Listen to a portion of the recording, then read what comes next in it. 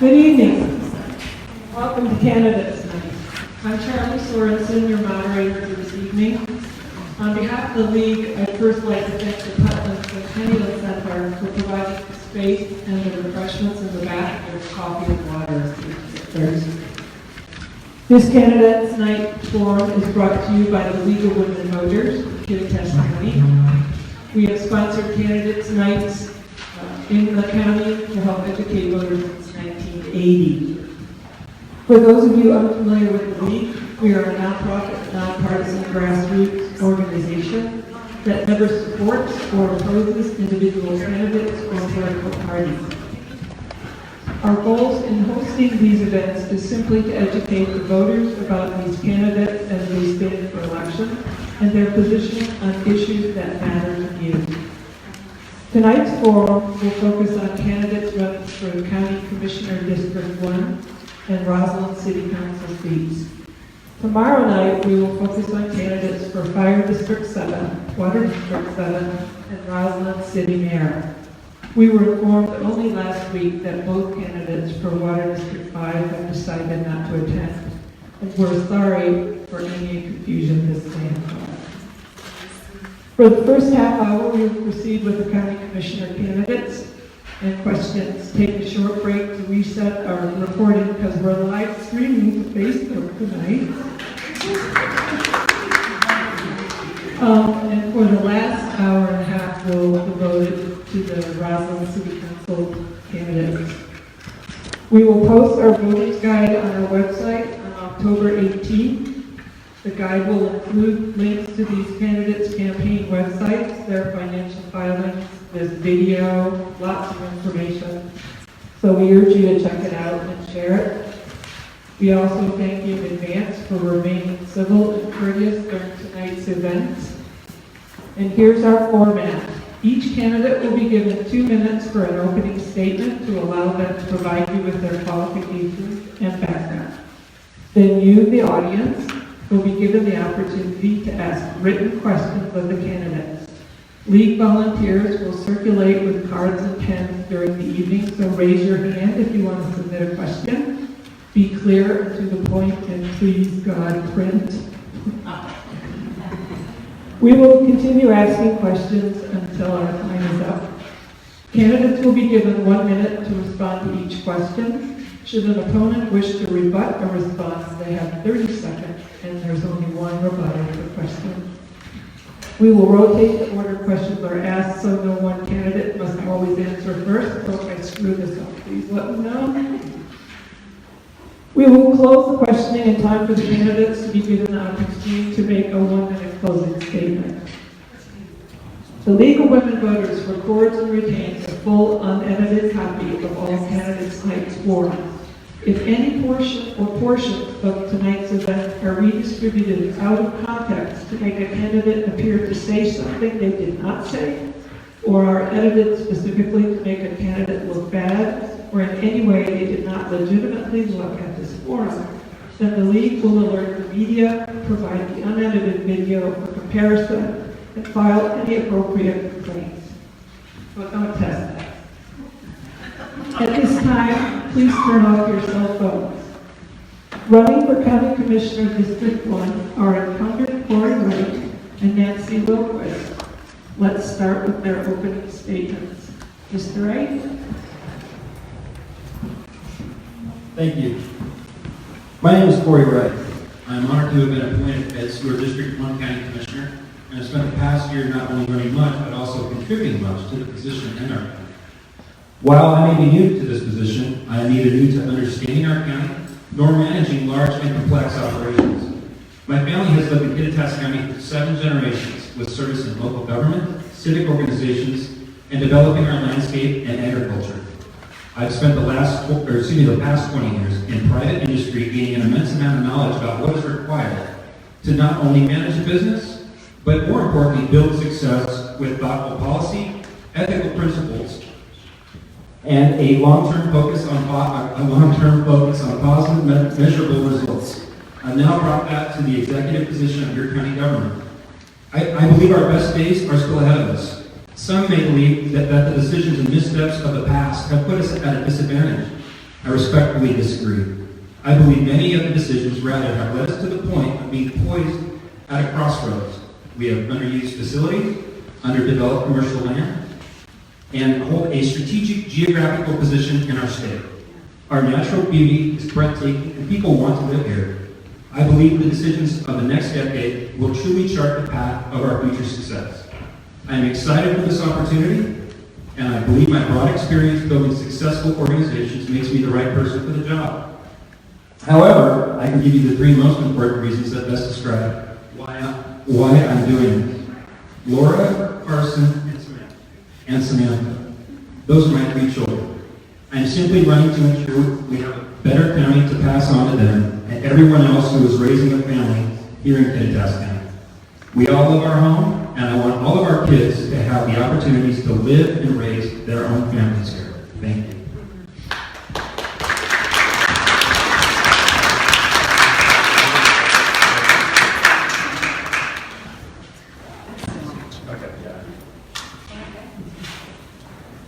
I want to thank the League of Women Voters for organizing this event up here in Cleo. I'm excited to be here. I want to begin by saying that I have the skills needed to do the job of commissioner. I have a background in water resources and land use and experience governing. I was elected 5 times to the Ellensburg City Council, serving 18 years, including 2 as mayor. And I have a vision for Kittitas County. I will work for supportive communities, prosperous economies, and a sustainable environment. I will work for efficient, civil, and transparent government. Rather than providing too much detail at this time, I'd like to use the time to address an emerging campaign issue. Since this campaign started, I've heard about my opponent's temper and difficult relationships with the county commissioners. And apparently, issues were disruptive enough that the commissioners hired a facilitator in May to help them communicate at a cost of $6,600. And then I heard about an incident between the commissioners, after which they hired a psychologist in September for $10,000 for phase 1 of the contract. I heard rumors. I wanted to know the facts. So I asked for the documents. I received 2 official complaints, one from each of the other Republican county commissioners. I barely had time to read those records before Mr. Wright released them himself, and I appreciate that because I think it did take some courage to do that. One of the documents was an incident report filed by Commissioner Oshadich to Human Resources describing her fearing for her safety as Commissioner Wright failed in posture. The other was from Commissioner Wattsmith to the prosecuting attorney, verifying verbal outbursts and stating that it was not the first time he had witnessed. And I'm past my time, apparently. Thank you. Do I get to rebut an opening statement, which I believe is somewhat inflammatory? Is that possible? Okay. Thank you. Okay, the question. We'll start with you, Mr. Wright. What are your top 2 action items for Upper County if you're reelected? Well, first off, my probably top action I have to get County is knowing that the county government is in good hands. I'd like to speak to this right away. I appreciate that we're getting this out there. I come from an industry where if we don't use clear communication, people get hurt and accidents happen and equipment gets damaged. I believe that clear communication has been the foundation of my success over the years, and I brought that same principle to your county government. I also would like to tell you that organizational development and training is a $100 billion industry in this country. Our public shareholders of business depend on their top management to ensure that they have the best tools available. I believe our county taxpayers want the same for their county government. We are a $100 million government with 300 employees with a $100 million budget. And I believe we're doing the right thing by getting the right training in there to help us make better decisions.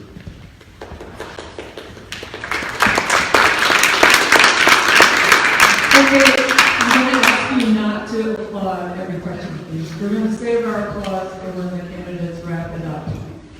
Yeah. Nancy? My priority is also connecting with county government. I think that we need to prioritize our spending, retain good staff, and streamline our administrative processes. Two priorities. The second priority would be to foster a stable and diversified economy, providing jobs that pay the bills for Kittitas County. Nancy, you have to put the microphone a little closer. Yeah, I know. I'm sorry.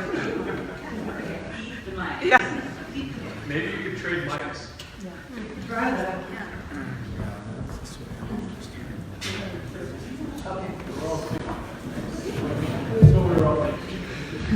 Okay, the second question, we're starting with Nancy.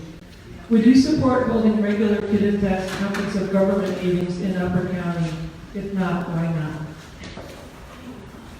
I would support holding regular commissioner meetings in Kittitas County.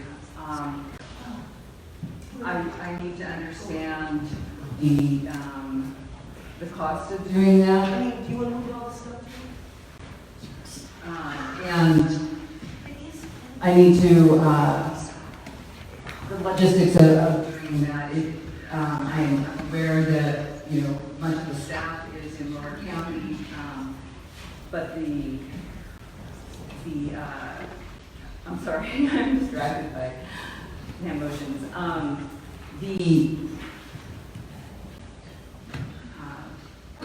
county should be more accessible to folks up here. It is difficult for citizens to be involved in their government if they have to travel a half an hour every time they want to go to a commission meeting. And so I would hope that we would do more as a county commission up in Upper County. Hello? Hello? Okay, would you mind repeating the question? Would you support? Would you support holding regular Kittitas Conference of Government meetings in Upper County? If not, why not? So specific. Just talk on Can I talk loud? Can everyone hear me? it. We'll try. Okay. If I can caution you, when you normally talk, your voice rises and falls. Right. So just try and keep it up. Project. Yes, project. Thank you. So, to be clear, the question was conference of governments, and not commission meetings. I'm sorry, this is difficult hearing back and forth. But conference of governments specifically relates to the coordination of our cities and municipalities to spend our distressed county sales tax fund, also known as the .09 funds, which are our economic development refunds from the state. And I absolutely believe that we should be working to have these meetings in the Upper County, only because our cities then can be recognized by those who don't normally travel up here. It's important for everyone to have visibility making these decisions on every community in our county, and I am 100% supportive of doing whatever we can to bring government that has traditionally been centered in the Lower County on a much broader basis to all residents. Everybody, so I'm sorry, I misunderstood the question. I served on the Council of Governments for a little while, and we did alternate meetings from Upper to Lower County, so I guess I was not aware that they did not continue that tradition. I think that is absolutely fair to do so. Thank you. Mr. Wright, would you support live streaming county commissioner meetings so more Upper County residents could participate remotely? So right now we do live stream our commissioner meetings. For those of you that don't know, they are on our website. There's also an archive of those. Specifically, we do our agenda meetings, our study sessions, some other special meetings, and also specifically our budget meetings. There was some discussion this year about potentially not doing our budget meetings live streamed anymore, and I said absolutely not. I think that is one of the most important sessions that our citizens should have access to, is how your money is spent and the discussion that goes into making those decisions. I will do anything I can to push our government out to the people out there, including taking advantage of social media where we can. We are looking at multiple options, looking at personnel who can bring a better understanding of this issue, to how our government can become more participatory to those folks who don't have time to show up 8 to 5 during the normal workday. So I'm accessible at my office. I'm open to any idea, but we are doing what we can to bring your government to you. I've not followed county government until this campaign as closely as I have, and they do have the live streaming that is available, and I appreciate that, and I appreciate the efforts that are being made to foster transparency in county government.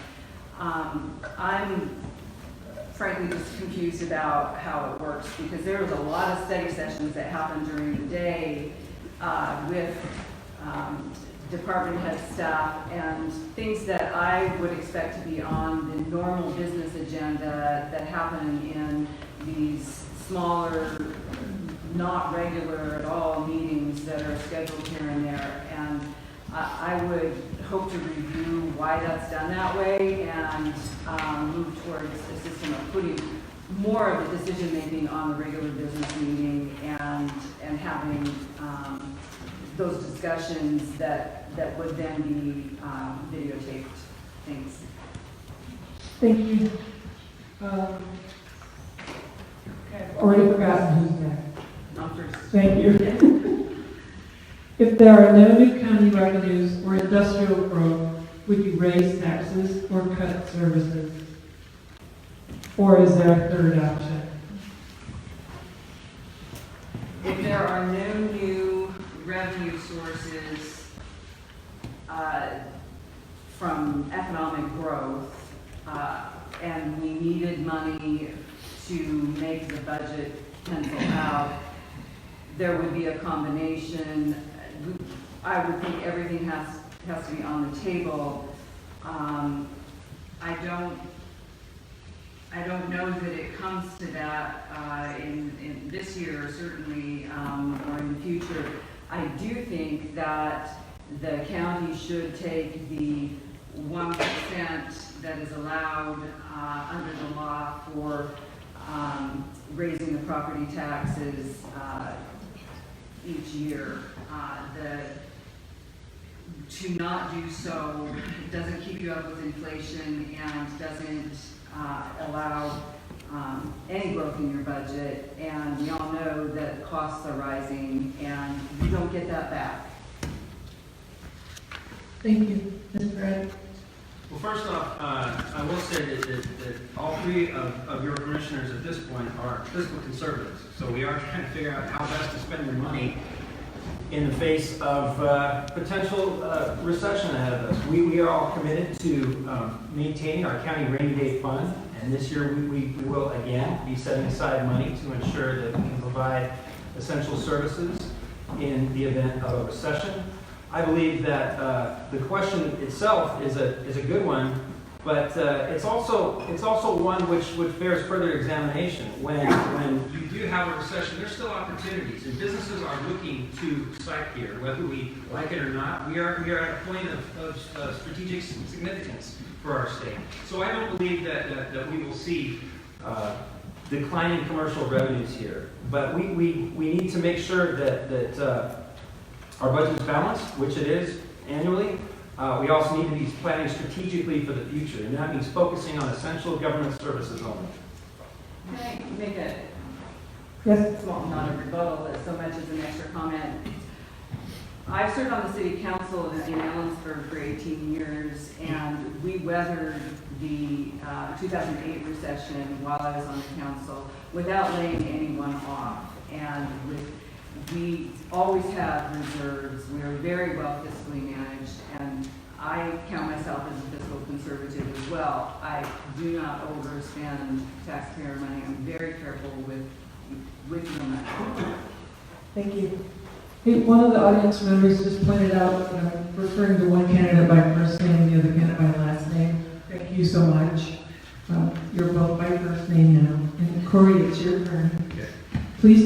describe your leadership style? Well, as I've said, my leadership style is open, honest communication. I believe in getting issues on the table. And as I've said, when that doesn't happen, you have problems which are ignored. And we slap Band-Aids on it and expect them to be solved organically. And they don't happen by themselves. I value employees. I come from the standpoint of leaders eat last. Servant leaders are put in place not for personal gain, but to ensure that those working for them are built up with trust, but are also held accountable. I expect results, and I do measure results. That's one of the things that I think all of our department heads get tired of hearing.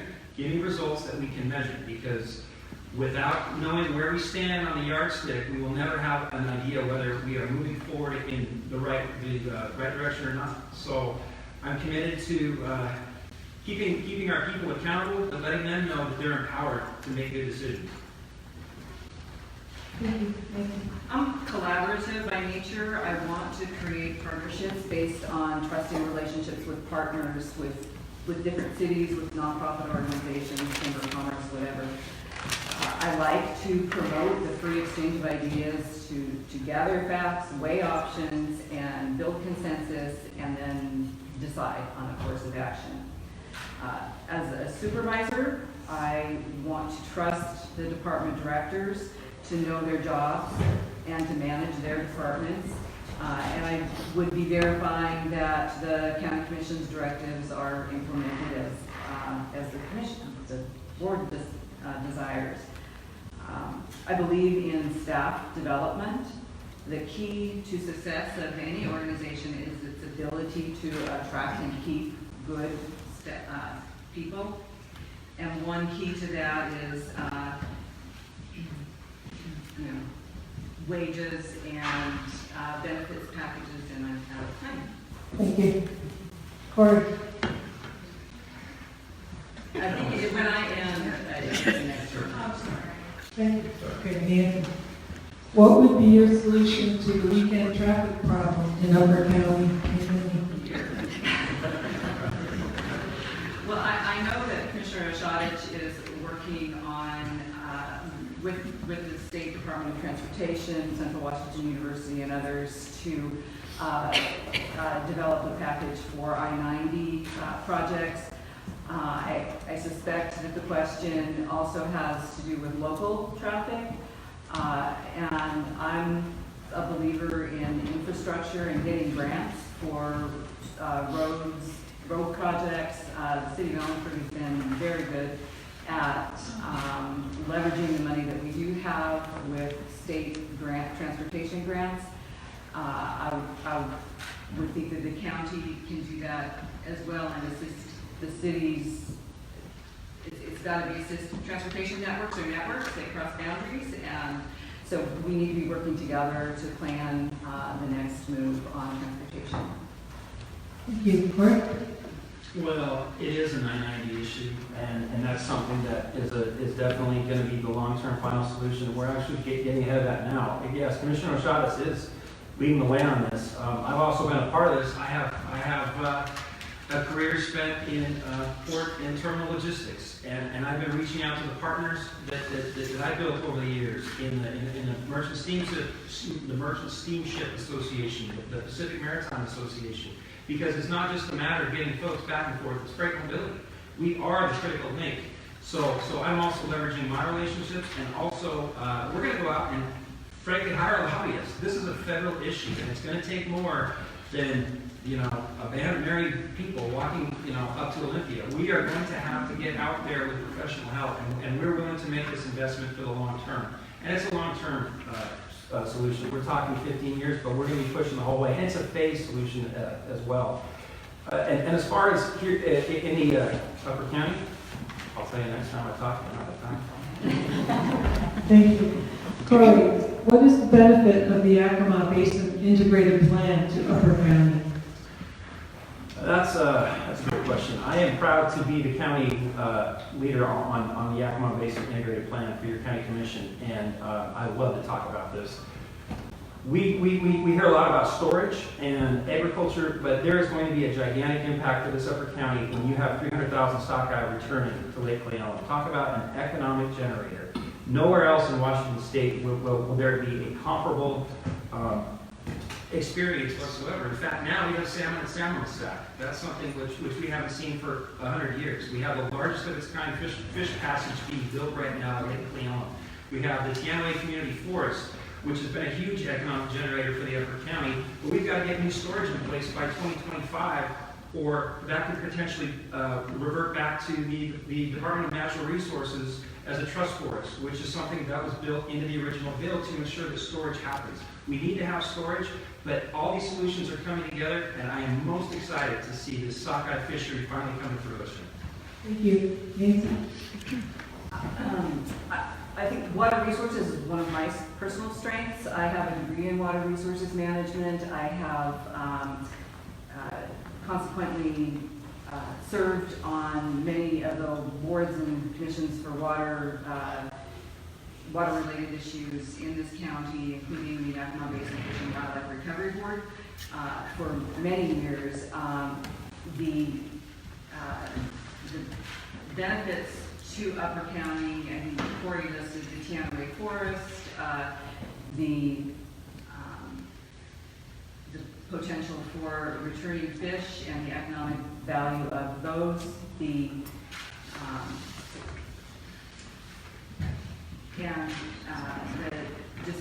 certainty that could be created with the water marketing efforts and the